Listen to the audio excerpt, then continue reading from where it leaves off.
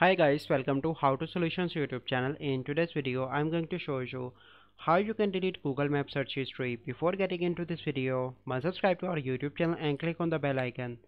The first step you need to do is to open Google Maps.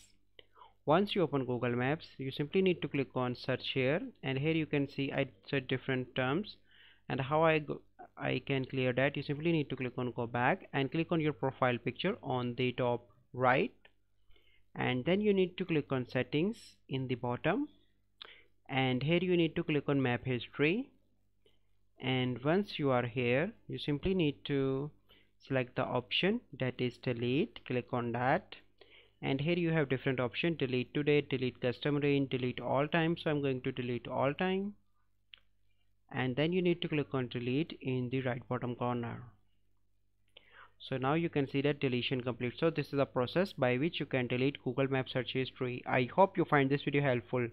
If you find this video helpful, must like this video, subscribe to our YouTube channel for future videos. We'll see you in the next video. Thank you. Have a good day.